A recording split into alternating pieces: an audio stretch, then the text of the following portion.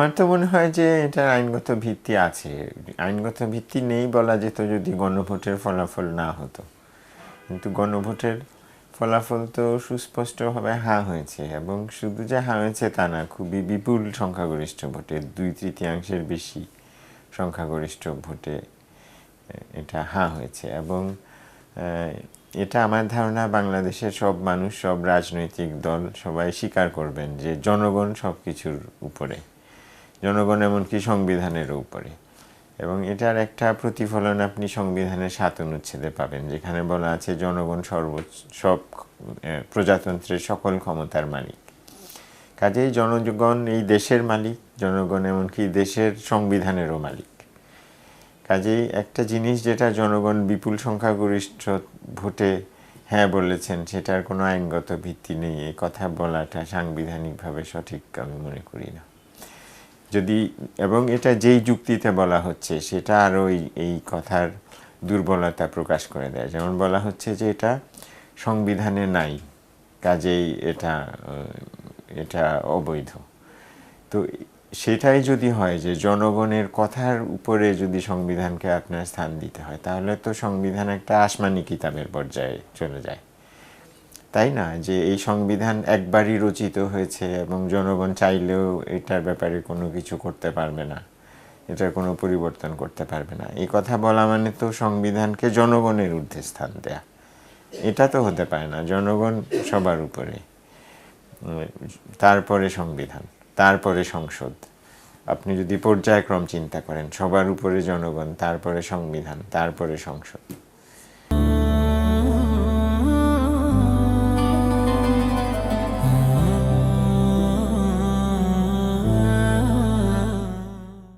কাজেই সংবিধানের কথা বলে জনগণের রায়কে উপেক্ষা করা মানে তো সংবিধানকে জনগণের ঊর্ধ্বে স্থান দেয়া।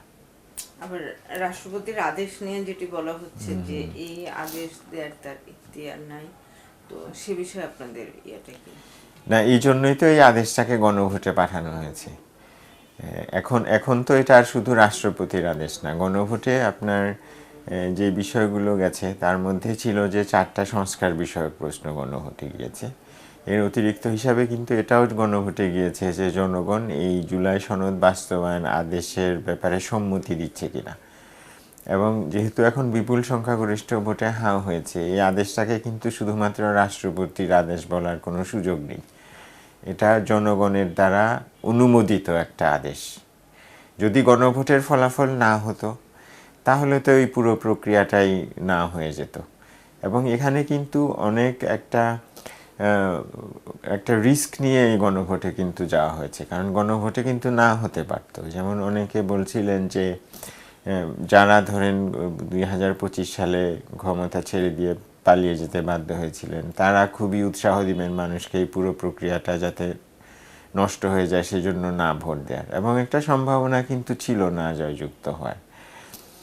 এমনকি বিএনপির ব্যাপারটাও পুরোপুরি পরিষ্কার হয়নি। কাজেই এটা কিন্তু খুবই একটা এখানে তারপরেও এটা জনগণের কাছে নিয়ে যাওয়া হয়েছে, যেহেতু এই প্রশ্নগুলো উঠবে যে রাষ্ট্রপতি এটা কিভাবে জারি করলেন।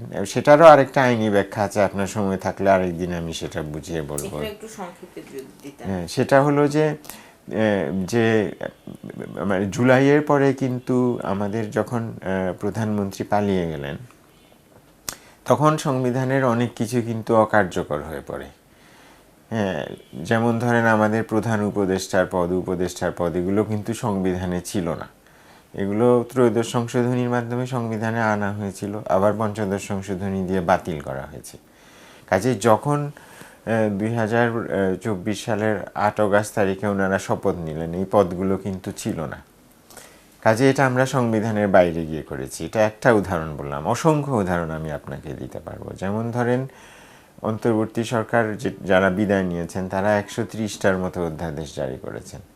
তো অধ্যাদেশ হলো সংসদের অনুপস্থিতিতে রাষ্ট্রপতি জারি করেন, কিন্তু রাষ্ট্রপতি হলো প্রধানমন্ত্রীর পরামর্শক্রমে করেন, কিন্তু দেশে তো কোনো প্রধানমন্ত্রী ছিলেন না, তারপরেও উনি এগুলো করেছেন।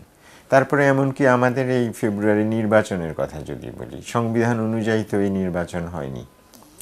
সংবিধান অনুযায়ী এটা যেই সাংসদরা পালিয়ে গেছেন সেই সংসদের মেয়াদ শেষ হওয়ার পরে হওয়ার কথা ছিল, অথবা যদি আমরা ধরে নিই যে রাষ্ট্রপতির সংসদ ভেঙে দেওয়াটা সাংবিধানিক ছিল, সেই ক্ষেত্রে ভেঙে দেওয়ার 90 দিনের মধ্যে হওয়ার কথা ছিল, কিন্তু সেভাবে তো হয়নি। কাজেই সংবিধান অনুযায়ী তো আমি বলতে পারি এমনকি এই নির্বাচনও হয়নি।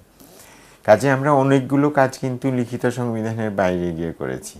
তাহলে এগুলোর ভিত্তি কিসের থেকে তৈরি হয়েছে? এগুলোর ভিত্তি তৈরি হয়েছে জনগণের আকাঙ্ক্ষা এবং জনগণের এক ধরনের ঐক্যমত যে এই কাজগুলো আমাদের দেশের রাষ্ট্রের জনগণের কল্যাণে করা দরকার।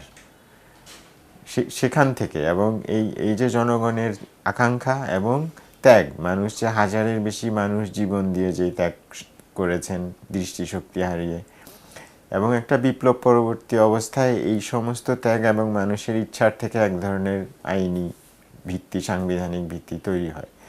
তার মাধ্যমে এগুলো তৈরি হয়েছে এবং সেই ক্ষমতার মাধ্যমেই অন্তর্বর্তী সরকার রাষ্ট্রপতিকে বলেছেন আপনি এই আদেশ জারি করেন, কারণ তারও তো একটা প্রক্রিয়া আছে। যেমন অন্তর্বর্তী সরকারের কাছে মানুষের অনেক ধরনের চাহিদা ছিল, এর মধ্যে একটা ছিল রাষ্ট্র কাঠামোর প্রয়োজনীয় সংস্কার কমপক্ষে হলেও শুরু করা। শেষ করতে তো ওনারা পারবেন না, শেষ করতে নির্বাচিত প্রতিনিধি লাগবে, কমপক্ষে নিদেন পক্ষে শুরু করা। তো সেই শুরু করার কাজটা ওনারা করেছেন এবং এটা কিন্তু এই জন আকাঙ্ক্ষার প্রেক্ষিতে রাষ্ট্রপতি এটা জারি করেছেন। তারপরেও আমরা যেটা মনে করেছি যে এটা হয়তো পূর্ণাঙ্গ আইনি, এটার ভিত্তি তৈরি হতে হলে এটাতে সরাসরি জনগণের মতামত প্রয়োজন হবে। কাজেই আপনি রাষ্ট্রপতির আদেশ, গণভোট এবং এই সংস্কার পুরো প্রক্রিয়াকে মিলিয়ে একসাথে আপনার বুঝতে হবে।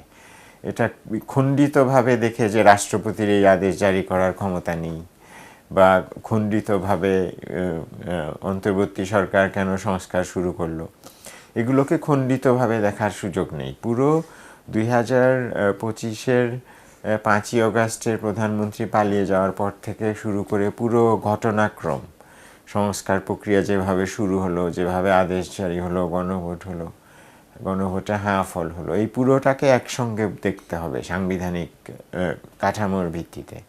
এবং এই পুরোটাকে একসাথে যখন আপনি দেখবেন তখন এটার একটা সাংবিধানিক ভিত্তি তৈরি হয়।